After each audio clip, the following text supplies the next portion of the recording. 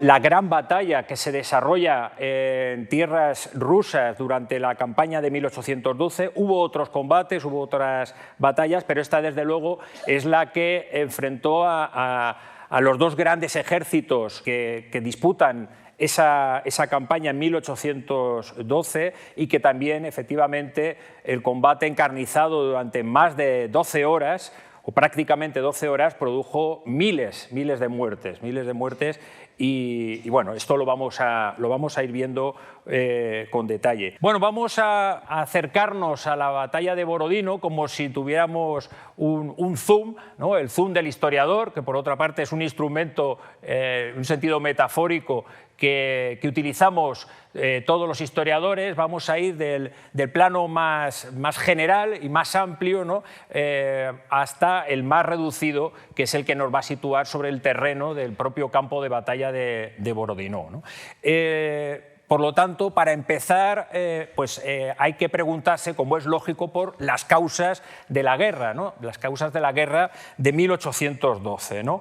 Y causas en los procesos históricos siempre sabemos que hay diversas, que son de distinto alcance, de distinta profundidad. Unas son más lejanas en el tiempo, otras son más cercanas. Si hablamos de la campaña de Rusia, bueno, pues tenemos que situarnos en el año 1807. En 1807, Napoleón ha derrotado precisamente al ejército ruso y como resultado de esta derrota se llega a un acuerdo de paz, el Tratado de Tilsit, una localidad en la frontera entre el Imperio ruso y las tierras germánicas y de Centro Europa, un tratado que establece la paz y un acuerdo y una alianza entre el emperador, entre el zar Alejandro I y Napoleón, y uno de los aspectos que recoge este tratado es que Napoleón, que es el que ha ganado la guerra, evidentemente,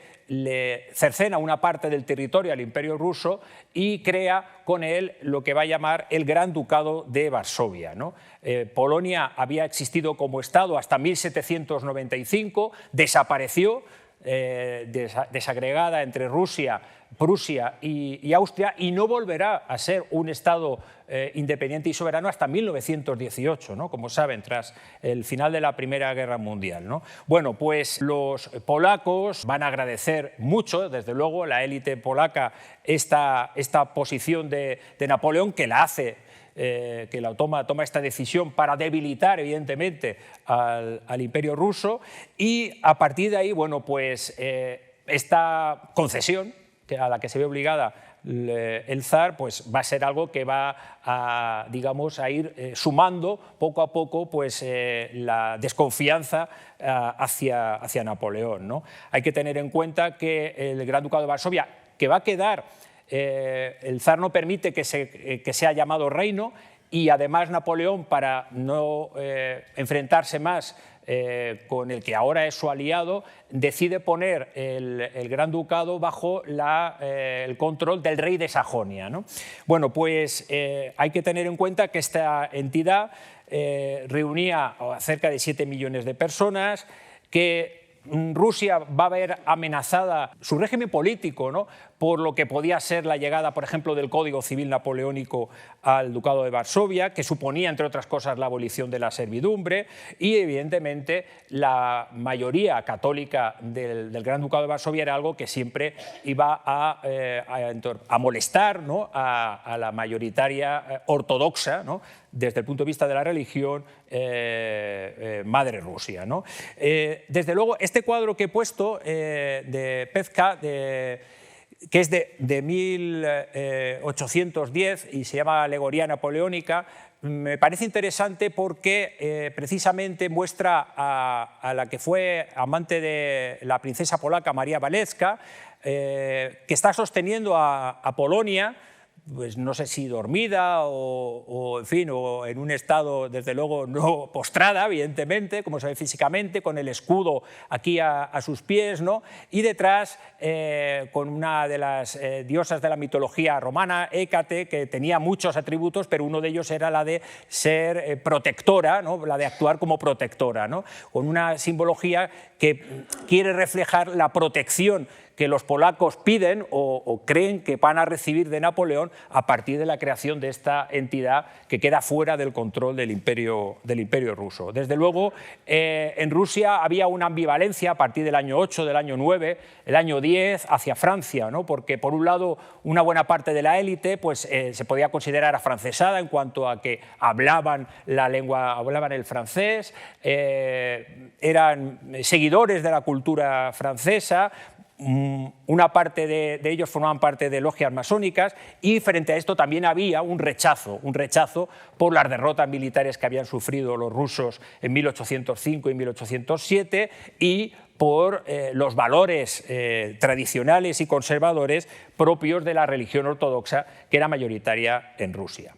A la altura de 1810 se van a dar una serie de fenómenos y de procesos que van a empezar a desquebrajar un poco lo que era una alianza entre Napoleón y el zar frente a Inglaterra, desde luego, ¿no? Ahora vamos a hablar del bloqueo continental, ¿no?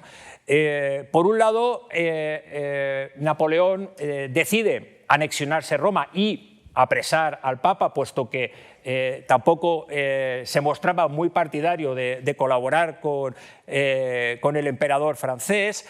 En 1810 Napoleón decide contraer matrimonio con la archiduquesa María Luisa de Austria, la hija del emperador de Austria. Hay que recordar que en 1809, en una campaña contra Austria, Napoleón ha vuelto a derrotar a Austria y una forma de intentar restañar las heridas no es esta alianza matrimonial que le dará un hijo, Napoleón II, al que titulará Rey de Roma. Este cuadro del pintor francés Gerard es de 1811-1812, en el 11 nació el niño, ¿no?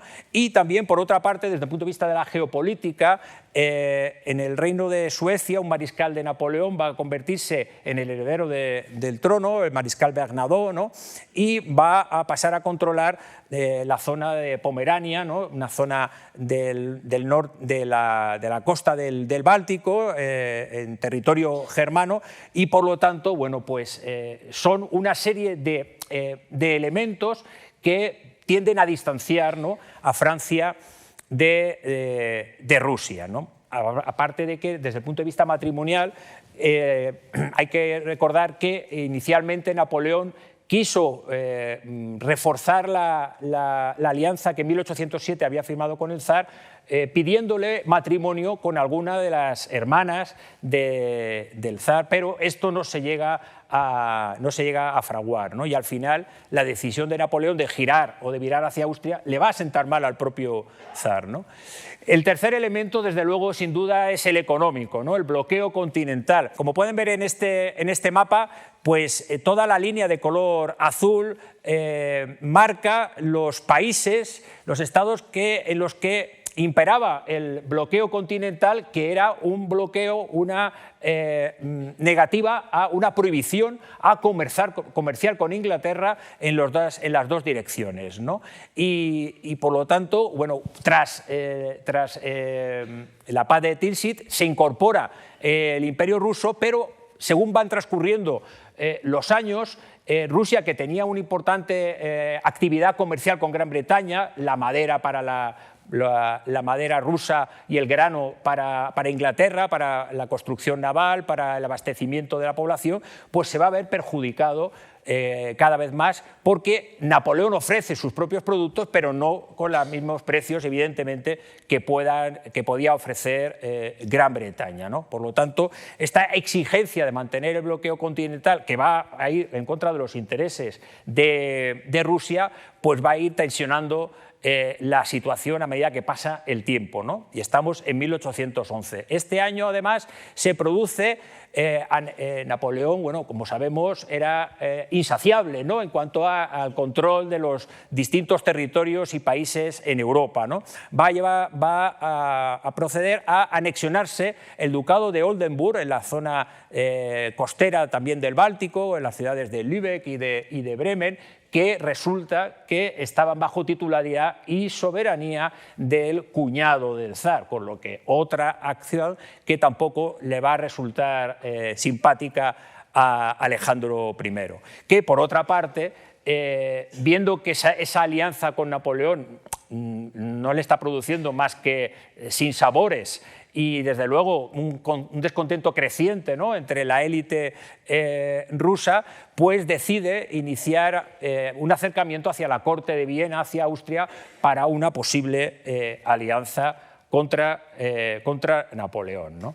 De manera que, cuando llegamos a la altura de 1812, pues lo que tenemos es que hay una combinación entre una desconfianza mutua, una espiral de desconfianza entre los dos dirigentes, entre los dos emperadores, y, al mismo tiempo, desde luego, una lucha por el poder, ¿no?, por el poder en Europa. Este es un cuadro de Gosch que muestra un momento durante la conferencia de Tilsit en 1807, y vemos junto a Napoleón, en segundo plano está el zar precisamente, y aquí a la derecha esta pareja son el rey de Prusia, Federico Guillermo, y la reina Luisa, que digamos que le resultó muy simpática y muy agradable a Napoleón, porque vio que era una persona, como así lo era, que siendo mujer y teniendo en cuenta el papel que se atribuía incluso a las mujeres de la aristocracia en esta época, tenía cierta voz, aunque no tenía voto, digamos, tenía cierta voz en los asuntos de Estado de Prusia, y, bueno, pues refleja un poco a través de estos personajes la situación geopolítica, ¿no? Estas dos frases nos sitúan un poco en la línea de pensamiento, a la altura de 1812, de lo que estaban dispuestos ambos dirigentes, que era a entrar en guerra, ¿no? Napoleón afirma: no puedo tener paz sin honor, sería deshonroso abandonar a los polacos. Los rusos querían volver a recuperar, digamos, el territorio polaco, y Napoleón no es que tanto tuviera un interés en defender a los polacos, pero era el punto con el que él pretendía, pues, marcar su dominio del territorio en Europa Oriental, ¿no? Y el zar Alejandro, que ve muy claro que nuestro clima, nuestro invierno, combatirá por nosotros, ¿no?, si hay una guerra. Vamos entonces a ver ahora la cuestión militar, ¿no?, de la guerra, ¿no? Como hemos señalado, ¿no?, hay distintos factores de enfrentamiento latente, ¿no?, y creciente entre los dos emperadores, que van a llevarles a ver a ambos que la paz no va a ser duradera y que va a llegar un momento en el que van a tener que enfrentarse en una guerra. Y los dos se van a preparar para la guerra. Esto es importante tenerlo en cuenta. Bueno, en cuanto a los ejércitos, Napoleón va a ser consciente, cuando decide a finales del año 1811 que va a entrar en guerra contra Rusia, sabe que la campaña de Rusia no va a ser como las otras campañas. Napoleón, como militar, y esto lo habrá comentado mi compañero Fernando Quesada en la conferencia del primer día, aunque era un genio en cuanto a la táctica y la estrategia, no venía todo este genio y esta capacidad para tomar decisiones o para idear planes, no venía de una manera espontánea. Era una persona que trabajaba y estudiaba mucho cuando se planteaba una nueva campaña, pues el territorio, la población, y pedía muchísima información para su planificación. Y él sabía que si decidía invadir Rusia iba a necesitar un contingente de soldados mucho más grande que cualquier otro que hubiera comandado en su vida, y por lo tanto era necesario organizar esta gran fuerza militar y, por supuesto, toda la cuestión logística que llevaba aparejada, ¿no?, porque él sabía que no iba a poder vivir del territorio como sí lo había hecho en otros países, ¿no?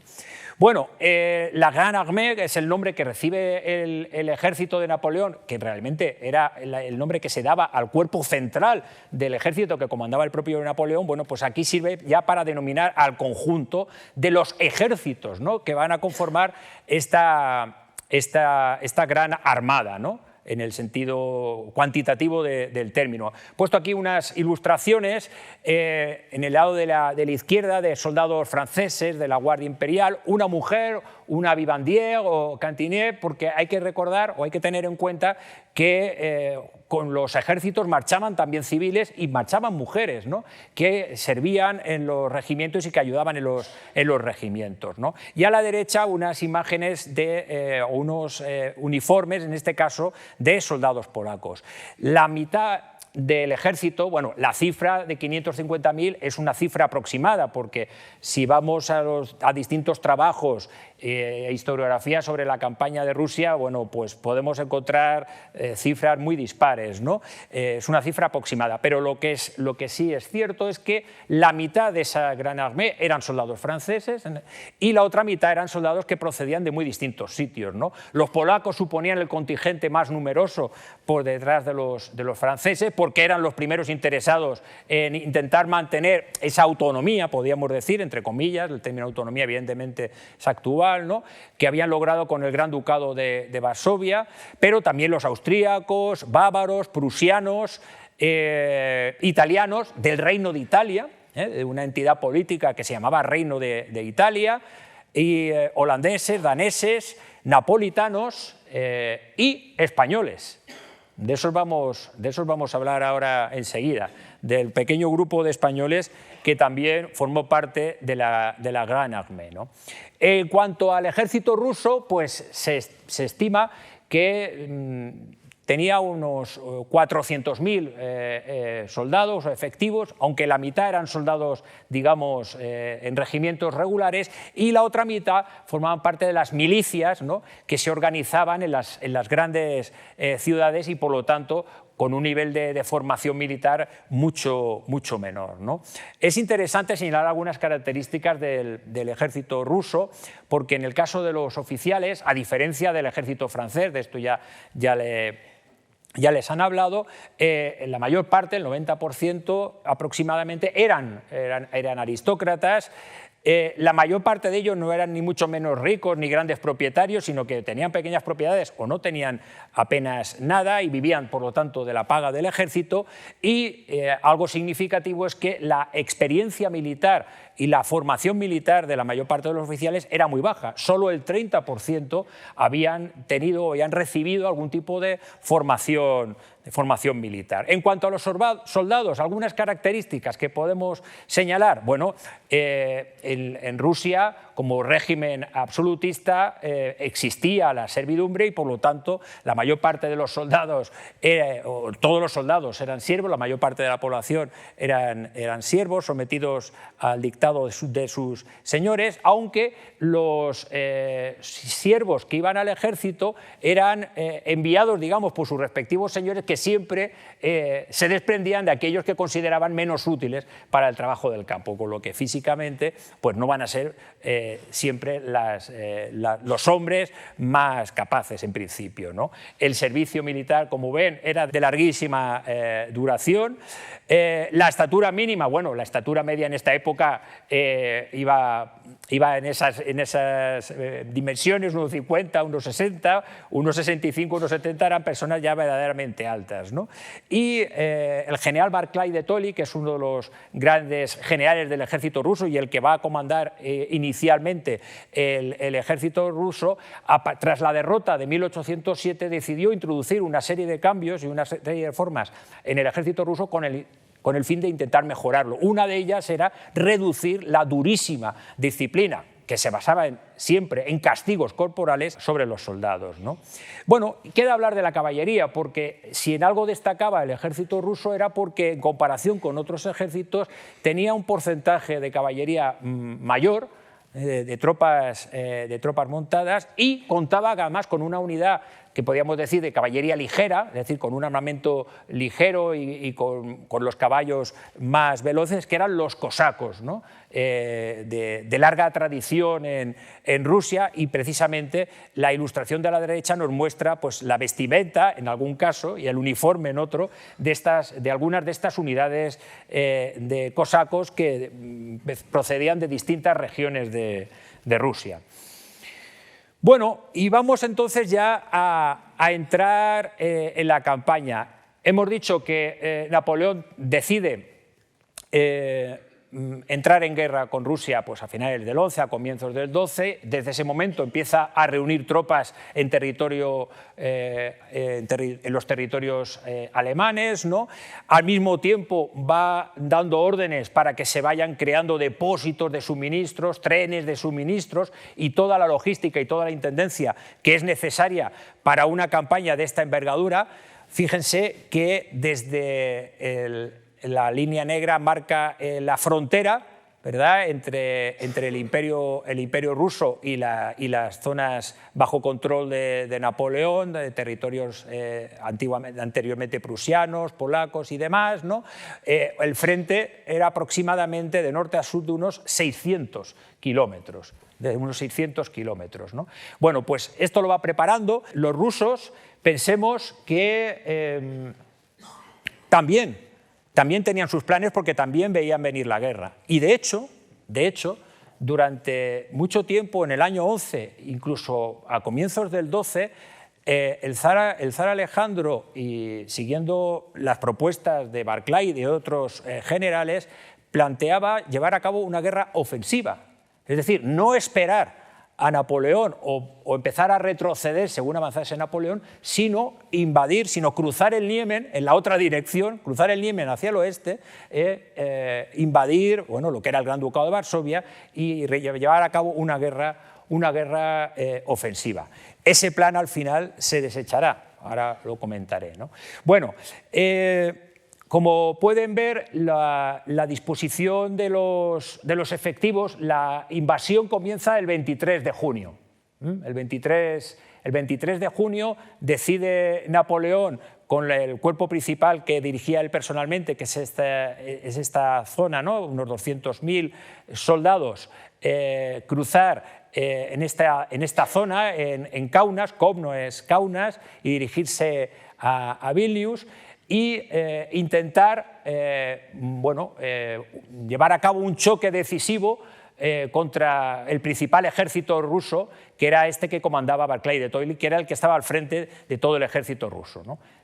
Barclay dirigía la fuerza principal en esta zona, Bagration era el otro general que estaba en esta parte, digamos, más hacia el sur, y había unos cuerpos menores al otro lado de esta extensísima zona de marismas para controlar la parte sur, digamos, de la frontera, ¿no?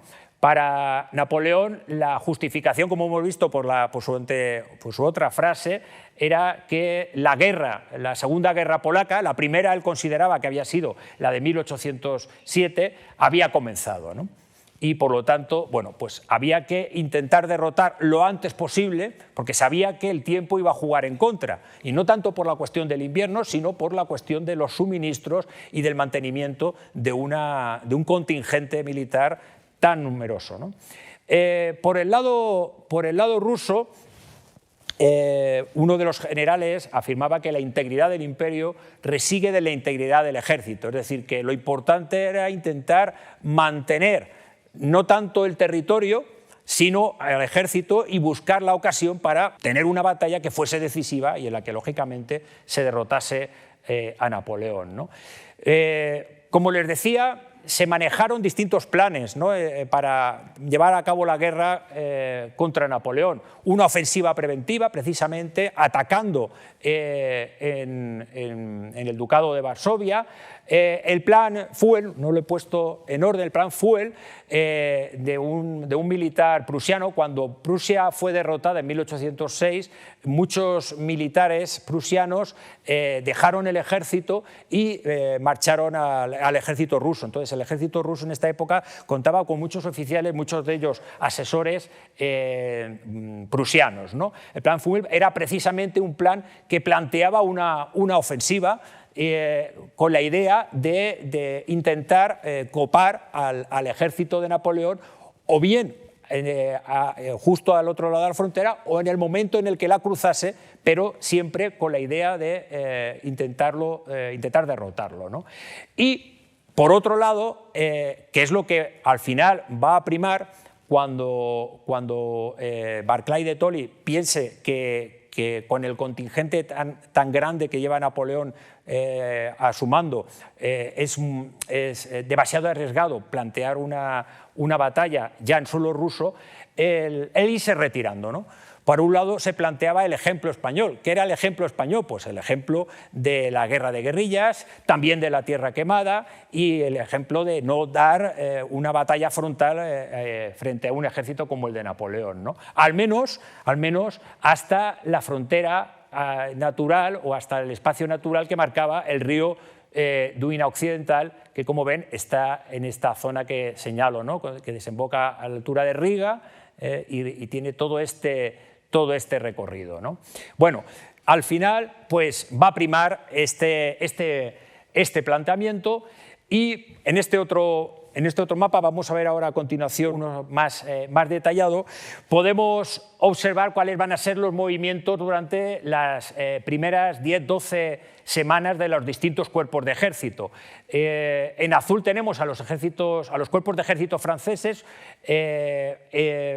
Este de aquí, que dirige el mariscal MacDonald, va a ir a intentar tener controlado lo que sería el extremo del flanco norte del avance francés, ¿no? En torno a la zona de Riga. En el sur, el cuerpo de ejército austríaco se va a quedar aquí para mantener fijo al otro cuerpo que vimos ruso en la zona en torno a las marismas. Y los ejércitos principales, que son precisamente los que conduce Napoleón, por un lado, y Barclay y Bagration por otro, van a ir, pues Napoleón va a ir avanzando, intentando buscar ese encuentro decisivo, y los rusos van a intentar, van a ir retrocediendo para no exponer al ejército a una posible derrota, ¿no? Al final, hay muchas quejas, transcurridas unas cuantas semanas, entre los generales rusos y entre los oficiales. Hay muchas quejas porque ven que lo único que están haciendo es retroceder y cediendo kilómetros y kilómetros de Rusia, ¿no? Y esto, bueno, lleva a que Barclay decida, intentar ofrecer una primera resistencia, intentar parar a Napoleón, y esto se produce en la ciudad de Smolensk, sobre el río Dnieper. La tenemos aquí, ¿no? En realidad, Napoleón intentó flanquear al cuerpo principal de los rusos para evitar que se le escapase, ¿no?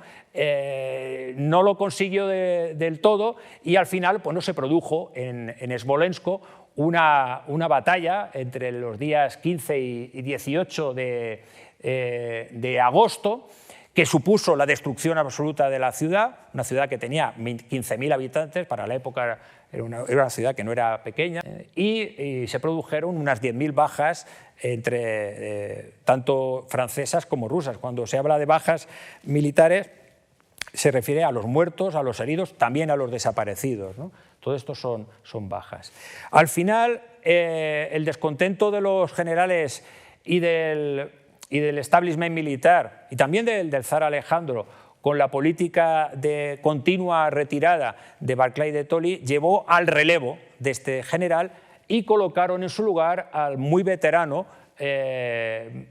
general Kutuzov. El día 20 de agosto, Kutuzov es el que había sido derrotado por Napoleón en Austerlitz, como recordarán, en 1805, también en 1807. No había una confianza completa, pero al mismo tiempo era adorado por los soldados y era el único que se pensaba que iba a estar dispuesto a enfrentarse en algún momento, ahora sí, al corso, ¿no? Estamos en verano en las estepas rusas, ¿no? Y yo ahora les voy a poner aquí algunos fragmentos, y sobre todo también relacionados ya con la propia batalla de Borodino, para que podamos conocer un poco cómo vieron los soldados, los oficiales, los que vivieron esos acontecimientos, algunos aspectos del desarrollo de la campaña y de la batalla, ¿no? Esto, por ejemplo, es el testimonio de un francés, Giraud, que recordaba esto, ¿no? Dice: el calor era asfixiante, nunca experimenté nada peor en España. Este venía de España, era un veterano de España. Napoleón retiró tropas de España para formar el ejército de invasión de Rusia. El ejército levantaba tales polvaredas que no éramos capaces de vernos a un par de metros y nuestros ojos, oídos y narices estaban completamente llenos de polvo y nuestras caras cubiertas de una costra de arena, ¿no? Este fue el recorrido, ¿no?, que tuvieron que sufrir el ejército francés desde que cruzan el Niemen en este punto hasta que avanzan. Aquí tenemos Smolensk. Este es un mapa que muestra prácticamente los mismos movimientos que el anterior, pero con un poco más de detalle. Como pueden ver, las flechas rojas indican el movimiento de los ejércitos rusos, las flechas azules, esta en concreto, es la que muestra el movimiento del cuerpo principal y más numeroso que comandaba directamente Napoleón. Detrás, persiguiendo al ejército ruso, intentando coparlo en Smolensk sin lograrlo, consiguen escaparse y unirse los dos ejércitos rusos, y el punto en el que precisamente van a decidir pararse y encararse y enfrentarse a Napoleón va a ser ahí, en Borodino. El tema de la logística, ya lo hemos comentado al principio, es fundamental para entender la campaña de Rusia, en el sentido de que contra lo que pueda pensarse, la mayor parte de las pérdidas que sufrió la Grande Armée en la campaña de Rusia no fueron al regresar desde Moscú, ¿no? El frío, el hambre, por supuesto, que sufrieron muchísimo frío y muchísima hambre, sino a la ida. La mayor parte de las pérdidas en hombres, a la altura antes de llegar a Borodino, y habían pasado 12 semanas de campaña. Borodino fue el 7 de septiembre, recuerden que la campaña se inicia el 23 de junio, la Grande Armée ya había perdido 145.000 hombres. Ahora hemos de perder muertos la mayor parte de ellos. También hubo desertores, algunos se habían quedado en determinados puntos clave, pero estos eran los menos, ¿no? Y 10.000 caballos. Porque claro, como saben, el transporte y la logística para llevar todo el tipo de, no solamente las municiones, los pares de zapatos que tenían que reponer a los soldados, la harina, el arroz y todo lo necesario, era con caballos, también con bueyes, desde luego, que luego los utilizaban como alimento, evidentemente, ¿no? Bueno, pues las pérdidas en el viaje de ida de la Grande Armée hacia Moscú ya fueron importantes, ¿no? por las dificultades, ¿no? Por las dificultades de reponer el material, de establecer depósitos de suministros suficientemente cercanos a las tropas para que pudiesen llegar según se iban desplazando, ¿no? Para que pudiesen llegar a tiempo. Bueno, es un aspecto interesante a tener en cuenta. Vamos entonces, ya seguimos con el zoom, nos vamos acercando, y ahora hay que hablar del preludio a la batalla. Una vez que Kutuzov decidió que se iba a plantar y que iba a esperar a Napoleón y que iba a dar la batalla, nunca mejor dicho, ¿no? Bueno, buscó una posición en la que pudiera defenderse bien, porque entendía que tenía que plantear una batalla defensiva, ¿no? Y encontró esta posición que tiene el pueblo más importante, precisamente se llama Borodino, y empezó a realizar una serie de fortificaciones. En realidad, aquí vemos en este círculo verde, bueno, no vemos mucho, pero es un dispositivo, una fortificación en forma de flecha de unos 25 o 30 metros de lado, en una colina, porque toda esta zona cuenta con diversas colinas y está surcada además por un río que en algún punto está encajonado en unos abruptos barrancos. Bueno, decidió esperar, digamos, a Napoleón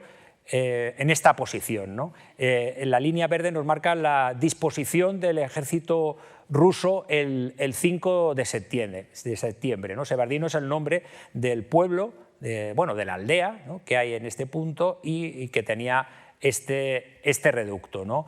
El reducto pues tenía una función, ¿no? Por un lado, fijar y dar, digamos, un apoyo sólido al flanco izquierdo ruso, y por otro lado también una fortificación avanzada que permitiera contener o retrasar el avance del ejército aliado, porque la Grande Armée, como han visto, era un ejército formado por muy diversos aliados, ¿no? De manera que 2 días antes de Borodino tiene lugar en realidad una batalla por el control del reducto de Sebardino. Estos mapas que muestro, este y otros que voy a mostrar, sobre todo los de la batalla de Borodino, los he sacado de una publicación de la revista Despertaferro. Este mapa, precisamente de uno de los números que dedican 3 números a la campaña de Rusia, lo he sacado de aquí. Bueno, pues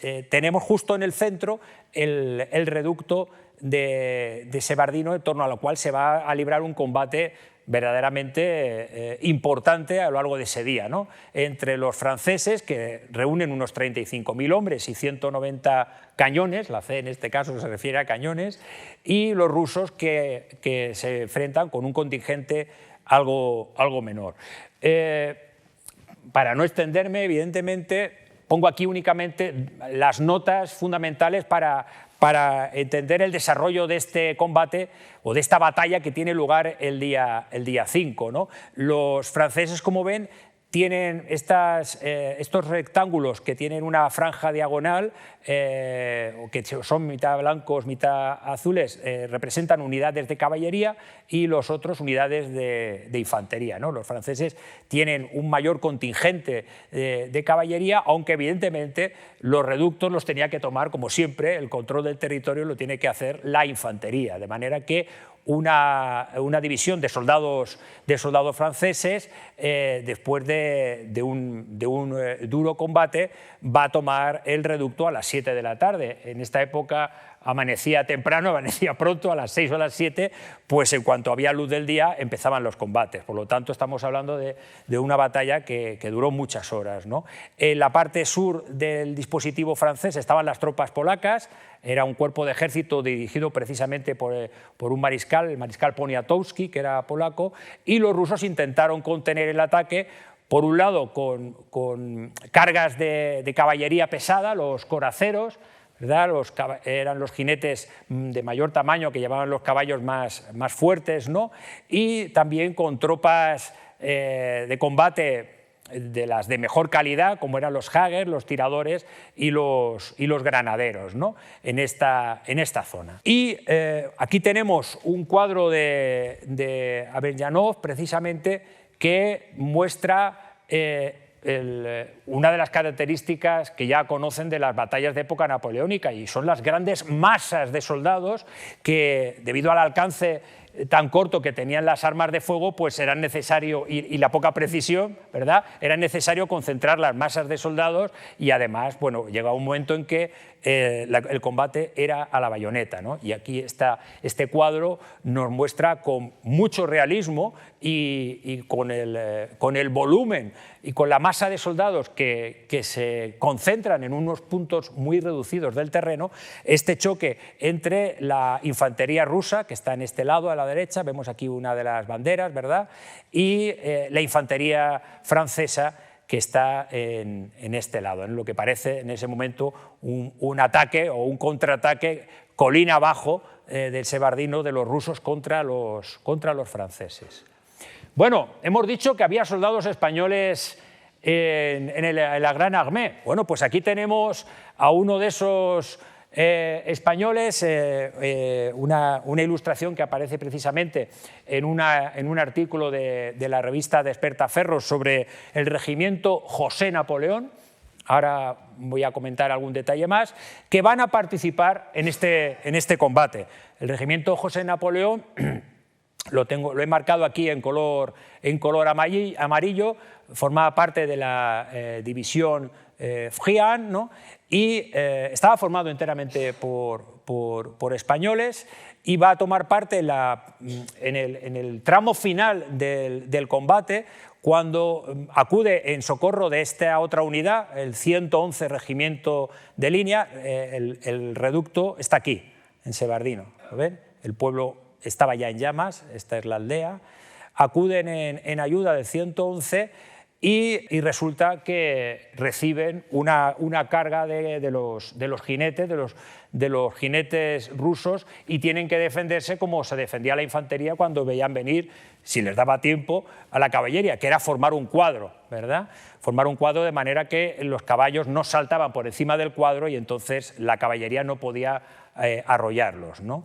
La batalla de Sebardino también fue muy cruenta, 6.000 bajas por cada bando, y vamos a ver un testimonio, el único que nos ha llegado del regimiento José Napoleón, que es el de este señor. El pintor Ferrer Dalmau le dedicó un magnífico lienzo al capitán Rafael de Llanza, catalán, que había formado parte, había sido capitán en el regimiento de Guadalajara, y que, bueno, pues por unas circunstancias que voy a explicar enseguida en la siguiente diapositiva, resulta que se ve metido en la campaña de Rusia y participa en este combate.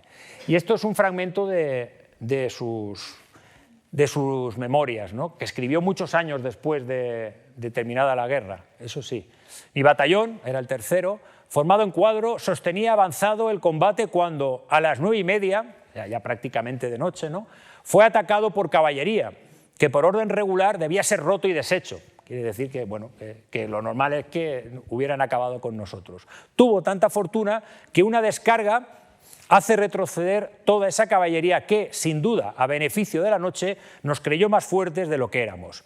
Qué bella situación para haberse pasado al ejército ruso hasta con las banderas. Esto lo dice años después, desde luego, ¿no? Sobre eso yo creo que conocerán, hay un relato, voy a hablar de él, precisamente, que recrea la historia de este regimiento y de este batallón, ¿no?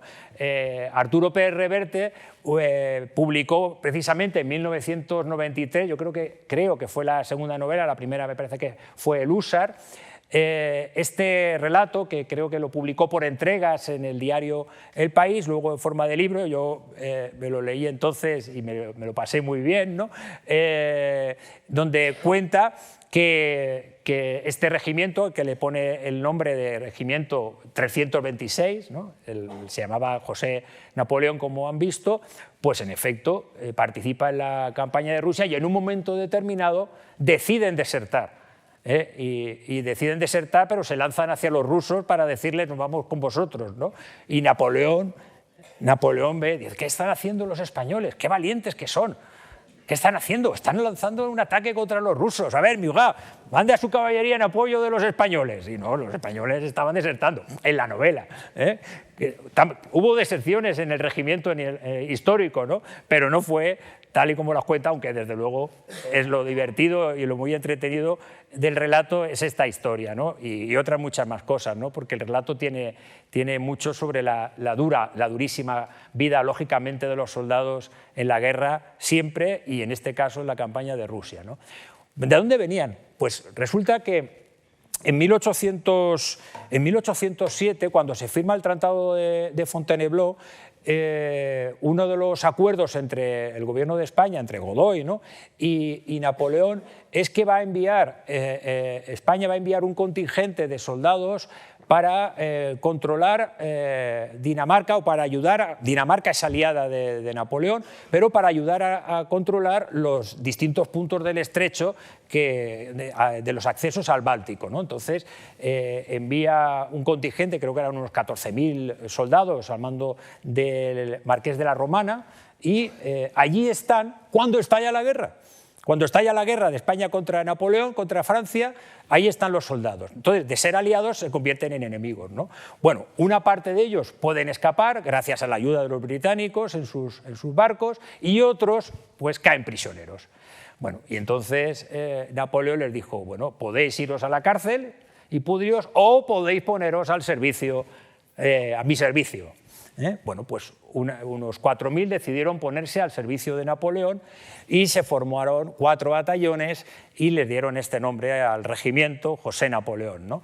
En la campaña de Rusia, el batallón segundo y el tercero es donde estaba Llanza, van a formar parte del cuerpo de Davout, y el primero y el cuarto del cuerpo de ejército, formado por varias unidades, por varias distintas divisiones, ¿no? Comandado por Beauharnais, ¿no? el hijo de Josefina. Bueno, ahí les he puesto la portada de la edición que yo tengo, de La sombra del águila, y una edición reciente, de 2021, porque han convertido el relato de Pérez Reverte en un cómic. Esta es una de las tiras del cómic, donde vemos precisamente como una especie de voz en off. Cada vez veíamos más claro lo de pasarnos a los rusos, sobre todo tras la carnicería de Borodino, ¿no? Está situado después de la batalla. 30.000 bajas entre muertos y heridos, 60.000 los rusos. ¿Pero qué demonios es esto? Dice, algunos mariscales están empezando a murmurar que el ilustre, que es otra manera en la que llama Napoleón, también lo llama Le Petit Cabron, ¿no? Pero eso, en fin, está mal decirlo a lo mejor en público, no sé, se me ha escapado. Bueno, empezando a murmurar que el ilustre ha perdido los papeles. Bueno, pues, en fin, el cómic está muy bien, la verdad, pero la novela tiene desde luego mucho encanto. Bueno, pues resulta que sin saberlo, porque no tenía conocimiento de eso, en un viaje de verano con la familia que hicimos a Lituania, pues claro, en fin, uno lo podrán entender, cuando hay un museo a la vista, pues ahí que vamos, ¿no? Y mi hija, que está por ahí, creo que lo sabe, ¿no? Que toca museo de historia, a ver qué se cuece, ¿no? A ver cómo representan la historia. Es interesante en los museos de historia de otros países ver cómo cuentan la historia de su país, ¿no? Bueno, pues en el Museo de Historia Nacional en Vilna, hay una sala dedicada a una excavación que realizaron en las afueras de Vilna en 2002, en la que encontraron una fosa común con los restos de cerca de, no sé si 300 o 400 personas, y averiguaron a partir de distintos restos que formaban parte precisamente del ejército de Napoleón, que cuando regresa, pues Vilna era ya la frontera, era el punto desde el que prácticamente habían partido, ¿no? Pues murieron allí muchos de ellos por enfermedad, ¿no? Por enfermedad.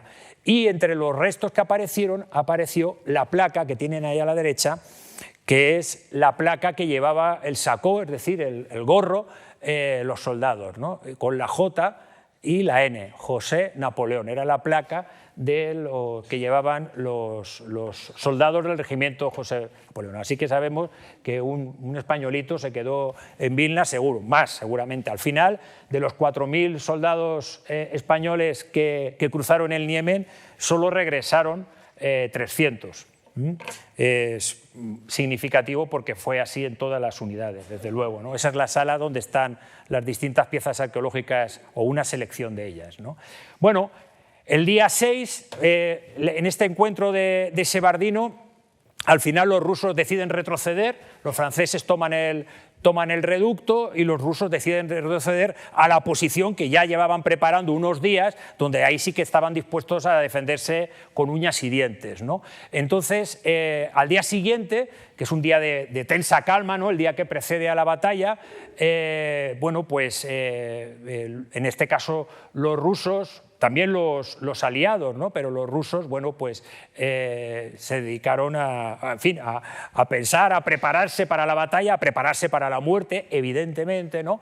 Y este es un cuadro que me parece muy bonito, de Zaitsev, ¿no? Que nos muestra al general Kutuzov, lo tenemos aquí, de rodillas, mostrando sus respetos y su sometimiento a la imagen de la Virgen Negra de Smolensk, con todos los frailes y los obispos ortodoxos que están ahí rezando en una misa, ¿no?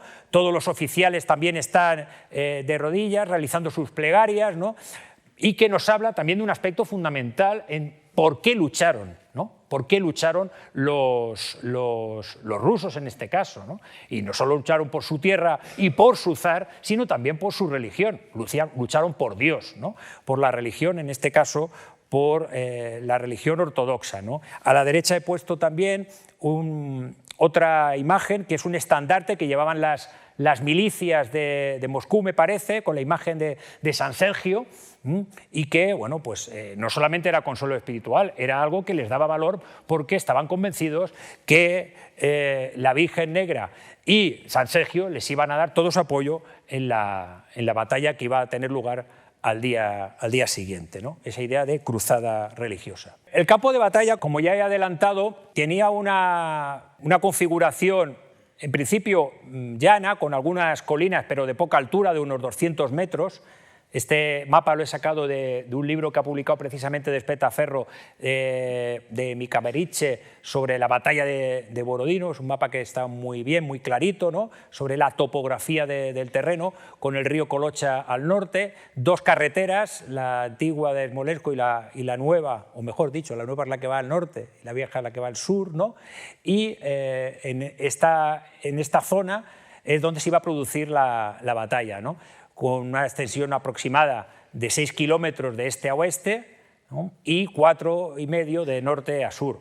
En esa extensión metemos 134.000 aliados y 155.000 rusos y vemos que el número de soldados por metro cuadrado pues era importante, ¿no? Es decir, que las masas en movimiento eran notables, y si tenemos en cuenta además el número de cañones que iban a estar disparando todo el día sus cañonazos, pues podemos entender que al final se produjera un baño de sangre, ¿no? Estas son las características del terreno, los arroyos, los barrancos, y un dato interesante: dentro del ejército ruso destacaba, como ya he señalado antes, un importante contingente de caballería y también un importante contingente de las milicias, las Opolchenie, el nombre en ruso, de las milicias de Moscú y de Smolensk. Bueno, ¿qué planes tenían para la batalla? Pues es interesante este plano. Es de un libro de Osprey, de la editorial Osprey, una editorial británica especialista en temas de historia militar, con una cartografía muy interesante. Bueno, en este lado, en azul, tenemos a las tropas francesas, en rojo a las tropas rusas. Napoleón dispuso su cuartel general y por lo tanto su punto de observación aquí en Sebardino, en el pueblo donde se había producido el combate 2 días antes. En Gorki está el puesto de mando de Kutuzov, y aquí he marcado, para que puedan verse con un poco más de claridad, las zonas donde han hecho esos reductos fortificados, las llamadas flechas, por la forma que tienen precisamente de flecha, y el gran reducto, que ahora veremos con detalle en este punto, ¿no? Napoleón sabe que lleva 2 meses en Rusia, que ha perdido ya tropas, que ha perdido soldados y que todavía no ha derrotado al ejército ruso, y por lo tanto va a atacar, pero al mismo tiempo quiere ser prudente desde el punto de vista táctico. Por eso descarta un plan que le plantean 2 de sus mariscales, Davout y Ney, que es intentar envolver. Como ven por los recuadros, el dispositivo ruso tiene mucho menos contingente en su flanco izquierdo, aquí en la zona sur, ¿verdad?, que en el centro y en el lado derecho, ¿no? Entonces, Davout y Ney lo que plantean es: vamos a hacer una maniobra de flanqueo para envolver por este lado a los rusos. Pero Napoleón lo descarta porque eso supondría debilitar alguno otro de los sectores donde tiene desplegadas sus tropas, y cree que lo mejor es hacer un ataque contundente por el centro, y a base de carne de cañón, desde luego, tomar el centro, y con eso, lógicamente, partir en 2 al ejército ruso. Eso sí, para que no vea del todo claro el plan Kutuzov, pues sí que plantea unos ataques, lo que se llaman ataques de diversión, es decir, llevar a cabo unos combates en los 2 flancos, pero sin que se empeñen en exceso, de manera que la fuerza principal del ataque sea por el centro. Kutuzov, desde luego, tiene un planteamiento defensivo y por eso coloca la mayor parte de sus tropas en la zona que tiene con mayor defensa. Por un lado, el río Colocha es un obstáculo que, aunque se puede salvar sin grandes dificultades, pero bueno, hay que cruzarlo, desde luego. Inicialmente se atrinchera también en Borodino, ¿no?, al otro lado del río, y en la parte, digamos, central, ¿no?, donde están los grandes reductos, ¿no?, con atención, desde luego, en el lado izquierdo. Y las proclamas. Las proclamas son dos documentos, yo creo que interesantes, porque digamos que es la motivación última, ¿no?, como el entrenador de baloncesto que antes de empezar el partido da la última charla a los jugadores, ¿no? ¿Cómo voy a terminar de motivar a mis jugadores? Ya vienen motivados, ¿no?, pero ahora voy a darles el último toque, ¿no? Bueno, pues la de Napoleón es esta, ¿no? Soldados, aquí tenéis la batalla que tanto ansiabais. De ahora en adelante la victoria que tanto necesitamos depende de vosotros. Conseguiremos abundantes víveres, buenos cuarteles de invierno y pronto regreso a nuestra madre patria. Interesante que lo primero de lo que habla a los soldados es de que, bueno, van a poder comer, van a poder estar bien y pronto van a volver a casa. Esto es lo primero. Comportaos, y ahora ya viene la parte más dirigida al valor, ¿no? Comportaos como lo hicisteis en Austerlitz, en Friedland, en Vitebsk y en Smolensk. De modo que la posteridad ensalce con orgullo vuestra conducta esta jornada. Que digan de cada uno de vosotros: tomó parte en la gran batalla bajo los muros de Moscú. Si recuerdan, termina de forma parecida la proclama antes de Austerlitz, ¿verdad? Bueno, y Kutuzov, ¿qué le dice a los soldados con los que se encuentra en ese recorrido que hace el día antes por algunas unidades? Muchachos, tenéis que defender vuestra patria, servirla fiel y honradamente, derramando hasta la última gota de vuestra sangre. En esta batalla se va a echar de mano de todos y cada uno de los regimientos y se os reemplazará cada 2 horas. Sabe que la batalla va a ser larga, que la batalla va a ser dura, y ya les está diciendo que, bueno, que no se preocupen porque iremos ayudando, ¿no? En vosotros deposito todas mis esperanzas, que Dios os asista. Y luego el otro general a su ejército, ¿no? Mientras vivamos, seremos la esperanza de nuestra patria. Por lo tanto, defensa de la religión, defensa de la patria, la gloria en algún caso y, en general, el compromiso a estar dispuestos a morir por defender el terreno. Bueno, la batalla, en fin, no voy a entrar en muchos detalles porque la batalla, que comienza, como ven, al amanecer, se desarrolla a la vez en varios puntos, ¿no? Aquí he ampliado uno de los mapas, de manera que el cuerpo de Beauharnais es el que tiene la orden de tomar Borodino y cruzar el río para intentar, digamos, atacar el dispositivo del centro, que es todo esto, desde este sector. Otras divisiones deben encargarse del gran reducto, ahora vamos a ver una imagen de detalle de cómo era ese gran reducto, y al mismo tiempo, a partir de las 6:30, los cuerpos de Davout y Denis tienen que encargarse de la otra zona de reductos, ¿no?, de las flechas. Por último, Poniatowski, que ya lo hemos visto participando en el combate de Sebardino, es el que se encarga del flanco sur y tiene la orden de atacar a las tropas rusas que hay en Utitsa, es el pueblo que está al sur, pero sin empeñarse mucho, como hemos señalado, ¿no? Así comienza la batalla, a las 6, las 7, las 8, las 9, las 10. Bueno, ya saben cómo se combatía en la época y, por lo tanto, bueno, pues era un desgaste continuado, ¿no? El gran reducto es una construcción que la realizan los rusos en apenas 5 o 6 días. ¿De acuerdo? Por lo tanto, es una construcción, podríamos decir, frágil, en la que, desde luego, han hecho un foso importante con estos pozos de lobo, que son unos agujeros donde han puesto unas estacas para que, en fin, si se cae alguien ya no se pueda levantar, ¿no? Y, en cualquier caso, ralentizar y obstaculizar el avance, y donde han colocado pues, unos 12, 18 cañones, porque está en una posición elevada y, por lo tanto, pues desde ahí se puede disparar e impactar muy bien sobre el enemigo, ¿no? Pues el combate por este punto clave del dispositivo central ruso se desarrollará durante muchas horas, buena parte de la batalla, buena parte del día. Las dimensiones no era pequeño, unos 100 metros de largo y unos 25 metros de profundidad, ¿no? A mediodía, cuando ya llevamos 6 horas de batalla, y de avance, retroceso, sin cambios significativos, Kutuzov decide pasar, digamos, al ataque.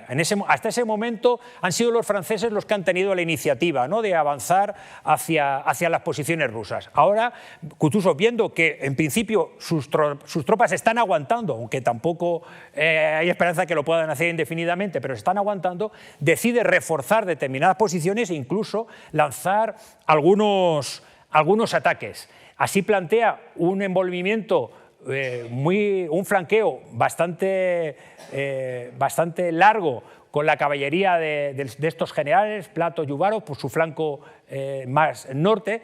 Tengan en cuenta que está aquí Borodino, por lo tanto la idea es flanquear. Bueno, no sale en la pantalla, pero el combate de caballería se desarrolla en este punto, pero al final no consiguen, los franceses consiguen repeler este ataque y de flanqueo, que podría de verdad haber puesto en aprietos a Napoleón si llegan a coger por la retaguardia a las tropas de Beauharnais.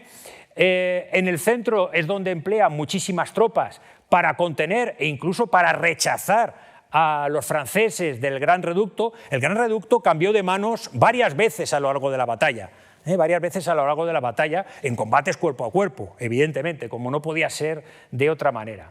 Y también, sobre las 9, cuando ya llevan 2 horas de combate los polacos en el sur, pues decide enviar refuerzos para contener lo que podía ser un avance por ese flanco, aunque no era el objetivo de Napoleón. Bueno, Rafael de Llanza dice que no participaron en Borodino, o que si participaron, ahora tenemos un pequeño testimonio, no fue en primera línea. Aquí tenemos precisamente, bueno, a los otros 2 batallones del regimiento José Napoleón, que bueno, no está muy claro en el libro que es muy detallado de este historiador Micaverice, pues dice que no está claro en qué medida pudo participar el regimiento José Napoleón. Bueno, pues ahí los tenemos en el plano y, bueno, y pueden ver la concentración de miles de soldados en torno a la posición del Gran Reducto, porque claro, los flancos estaban protegidos por artillería, los habían protegido los rusos por artillería, todo esto era llano y por lo tanto era terreno expedito para que la caballería pudiera cargar contra la infantería, cosa que hicieron todos los regimientos que comandaba Murat entre la 1 y las 3 de la tarde, ¿de acuerdo?, con respuestas por parte de los rusos. Esta imagen pues es muy realista y representa precisamente, está sacada del libro de Osprey, el combate de la caballería, no sé si es de Sajonia o de Württemberg, por lo tanto aliada del ejército de Napoleón, contra las posiciones rusas. El ejército ruso, como ven, se caracteriza por la chaqueta de color verde. Bueno, pues al final, entre las 3 y las 4:30, se produce la toma, la conquista más importante del reducto, como ven, en un combate cuerpo a cuerpo durísimo, ¿no? Este es un dibujo de Denis bastante realista y hecho con mucho detalle en todos los aspectos, ¿no? Las ilustraciones de Osprey, desde luego, destacan por eso. Y aquí volvemos a los testimonios. En este caso tenemos a los otros 2 batallones del regimiento José Napoleón, en la parte centro-sur, el pueblo de Semionskoye, y lo que dice Llanza es esto: mi regimiento no entró en acción, sostuvo por 4 horas seguidas la diabólica artillería de la Guardia Imperial y tuvimos que sufrir muchas balas. Con todo, fuimos de los que menos padecimos. Porque claro, en esta época, si el capitán, el oficial o el coronel que estaba al frente del regimiento decía: señores, hay que aguantar la posición, hay que aguantar la posición. Entonces, y además, como había tropas detrás, en principio no se atrevían a salir corriendo por muchos impactos de artillería que sufrieran. Entonces, bueno, los disparos de la artillería iban percutiendo sobre la unidad y cada vez se producían más bajas, ¿no? Es a lo que hace referencia Llanza. En este caso, este testimonio de un ruso, Lyubenkov, dice: Era una pelea entre tigres salvajes, no entre hombres, y una vez que ambos bandos resolvieron vencer o morir allí donde se encontraban, no dejaban de luchar cuando se les rompían los mosquetes, sino que continuaban echando mando de culatas y espadas en espantosos combates cuerpo a cuerpo, y aquella masacre continuó. Bueno, pues es bastante expresivo, ¿no?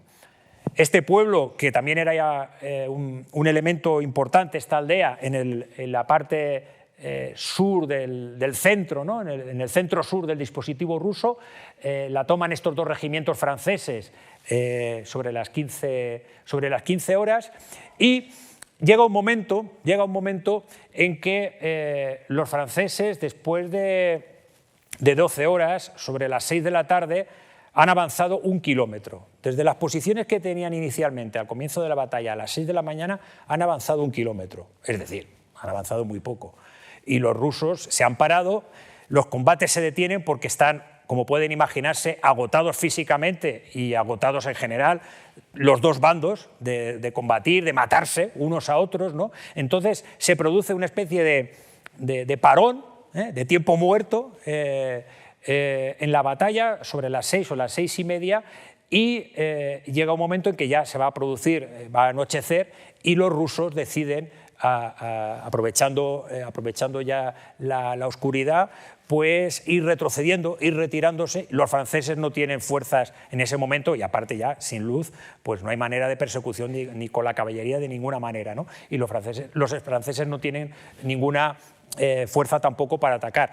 Los mariscales en distintos momentos de la batalla le van a pedir a Napoleón que utilice la Guardia Imperial, no hemos hablado de ella, ¿no? La tiene en la reserva, ya saben que son las mejores tropas, las tiene en la reserva para dar el golpe decisivo, pero Napoleón en ningún momento va a acceder a esta petición, que es continuada, ¿no? No quiere exponer a su mejor tropa, que es la única que no ha entrado en combate, a que pudiera ser pues, un desgaste extra, sabiendo que está en mitad de Rusia y que no está muy claro, él sabe que no está claro que la derrota de los rusos haya sido completa, ¿no? Como así fue, evidentemente, ¿no? Bueno, con esto termina la batalla, como ven. Al final, ¿a quién se da ganador en una batalla de época napoleónica? Pues al que mantiene el terreno, y perdedor, evidentemente, al que se retira, con más prisa, con menos prisa, con persecución o sin persecución, ¿no? Desde el punto de vista militar se puede decir que la batalla la ganó Napoleón porque los rusos se retiraron, pero desde otros puntos de vista, bueno, pues ahora lo veremos, al hablar de la memoria de la batalla, fue muy distinto, ¿no? Las consecuencias cuando hablamos de una batalla son las evidentes, ¿no? Son la muerte de miles de soldados, de miles de jóvenes, evidentemente, porque eran gente joven, la mayor parte los que fueron a Rusia y allí se quedaron, ¿no? O los que, viviendo en Rusia, también se quedaron sobre el terreno, ¿no? Y hay testimonios del día después, hay muchísimos, tanto franceses como rusos. Von Kurz dice: vi heridos franceses y rusos que yacían los unos encima de los otros, nadando en charcos de su propia sangre, gimiendo y maldiciendo mientras pedían su muerte. Hay que tener en cuenta que se dispararon cerca de 60.000 cañonazos. Los que han estudiado la batalla al detalle te dicen esta cifra y vamos, yo me la creo, ¿eh? Eso sale a 100 por minuto. Cada minuto 100 cañonazos. No sé si han estado en las fiestas en Valencia o en Alicante con las mascletas, la pólvora. Bueno, pues imagínense durante un minuto 100 mascletas, una detrás de otra, ¿no?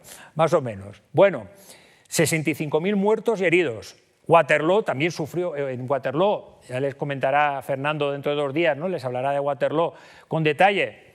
La cifra también fue una cifra importante, de cerca de 55.000 entre muertos y heridos. Pero luego hay que tener en cuenta un aspecto fundamental, y es que muchos de los heridos van a morir al día siguiente, a la semana siguiente o a las semanas siguientes, ¿no? Eso es imposible cuantificarlo, pero pueden multiplicarlo por 2, el número total. Caulaincourt, que era uno de los ayudantes de campo de Napoleón, dijo que el campo de batalla estaba densamente sembrado de cadáveres. El testimonio de Segur, otro ayudante de campo de Napoleón, es realmente espeluznante. Dice: era imposible, por cuidadoso que fuera uno, pisar siempre el suelo. Observé que el emperador seguía enfermo y el único gesto que le vi hacer fue de irritación. Uno de nuestros caballos, golpeando a una de esas víctimas, le había arrancado un gemido, pero la culpa fue mía. Bueno, voy ya terminando porque veo por el tiempo que yo creo que ya me he pasado un poco de la hora y cuarto, pero bueno, creo que la parte interesante, que nos quedan unas pocas diapositivas, merece la pena, ¿no? Este es un dibujo que muestra a un médico de Napoleón que escribió sus memorias, con una ambulancia atendiendo a los heridos, y Lejeune, otro oficial francés, dice: algunos de los heridos se arrastraban como podían hacia Colostre, donde el barón Largué había montado una ambulancia, mientras que otros los llevaban sus compañeros. No tardó en formarse una muchedumbre que esperaba recibir tratamiento, pero por desgracia se carecía de todo lo que necesitaban y cientos murieron de hambre, envidiando la mejor suerte de los que habían caído en el acto. Llanza, nuestro capitán del regimiento José Napoleón, recuerda: el silencio había reemplazado el horroroso estruendo de la artillería.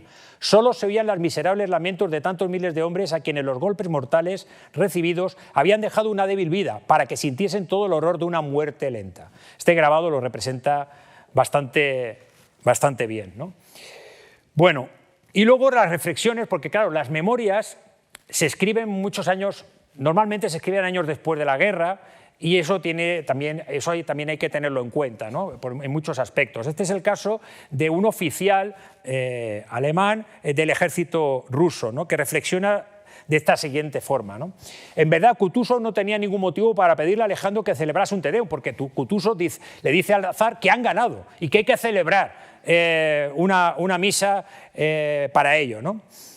Ni tampoco tenía motivo Napoleón para escribir un parte victorioso a su emperatriz. Si nosotros, guerreros, hubiéramos sido capaces de olvidar las querellas de los grandes hombres y de estrecharnos la mano sobre el altar de la justicia, al día siguiente la posteridad nos habría reconocido a todos como hermanos. Bueno, pues es una declaración maravillosa, ¿no?, que se realiza muchos años después de la guerra, pero que de alguna manera es un alegato a la paz, evidentemente, que es de lo que deben enseñarnos las guerras, ¿no?, que lo que hay que buscar es la paz. Bueno, el resultado, la consecuencia principal son el número de muertos, y la segunda es que el ejército ruso se sigue retirando y Napoleón sigue avanzando hacia Moscú, que estaba a 120 kilómetros de Borodino. Allí llegará el 14 de septiembre. Antes de eso, Kutuzov se reunió con su Estado Mayor, con sus generales, este es un cuadro de Kivichenko, en donde discutieron si volvían a plantar cara a Napoleón antes de Moscú o se retiraban para intentar seguir la guerra, desde luego, en otro momento, ¿no? Y eso fue lo que decidieron, ¿no?, porque Kutuzov consideraba que perder Moscú no equivale a perder Rusia. Luego ya, en la posguerra napoleónica y sobre todo tras la muerte de Napoleón, bueno, pues en la construcción del relato de la campaña de Rusia y de la Gran Guerra Patria, que es como la llamaron los rusos a lo largo del 19, pues aparecerán, por ejemplo, caricaturas como esta, donde se convierte a Napoleón en un demonio, ¿no?, tras la toma de Moscú, donde estuvo, por cierto, hasta el 19 de octubre, momento en el que decidió regresar. Esa es otra historia que no voy a contar. Ahora voy a terminar con la memoria de Borodino, que me parece que es algo fundamental. ¿Cómo se cuenta la batalla años después? ¿Cómo se cuenta la batalla? ¿Cuál es la representación de la batalla? Esto es algo fundamental que los historiadores tenemos que ver. No solamente lo que pasó, sino cómo es recordada, y más en el caso de las batallas que se convierten en hitos para el nacionalismo de cualquier color, ¿verdad? Si escuchamos un alegato nacionalista de cualquier país, nos harán referencia a una serie de batallas. Bueno, pues en 1837, en el propio campo de batalla de Borodino, deciden abrir un museo que recuerde precisamente esa batalla, y donde ponen piezas y objetos de la época. Los escritores y los poetas, desde luego, van a hacer referencia a Borodino, como por ejemplo Lermontov, en un poema que llama así. Poco a poco, en 1839, se erige el primer monumento, monumentos que erigen los rusos, lógicamente, en recuerdo de su ejército, de sus soldados, de sus generales, de sus caídos. El término caído tiene una connotación, es decir, caído por la patria, caído por la religión, por Dios, La obra, evidentemente, de Tolstoy, que lógicamente ha señalado Fernando, ¿no? como con ese relato que le dedica un buen número de páginas de la batalla, la edición en ruso, una edición que tenemos en español, y este fragmento que me pareció significativo, ¿no? El terrorífico aspecto del campo de batalla cubierto de muertos y heridos, la gran responsabilidad que pesaba sobre él, la noticia que recibió de que 20 generales que él conocía habían muerto o estaban heridos, y la debilidad de su mano, antes poderosa, produjeron una impresión inesperada en Napoleón. Él, a quien tanto agradaba ver a los muertos y a los heridos para comprobar el temple de su alma, se sintió moralmente vencido y abandonó presurosamente el campo de batalla. Bueno, está claro el punto de vista y la perspectiva de Tolstoy, ¿no? Y también la memoria, también los franceses guardan en su memoria la batalla. Ellos la llaman la batalla de la Moscova.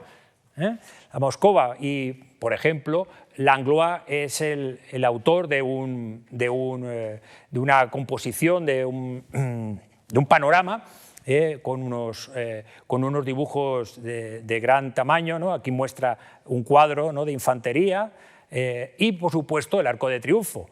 El Arco de Triunfo, donde la Moscova está inscrito en uno de estos medallones que hay en la parte superior.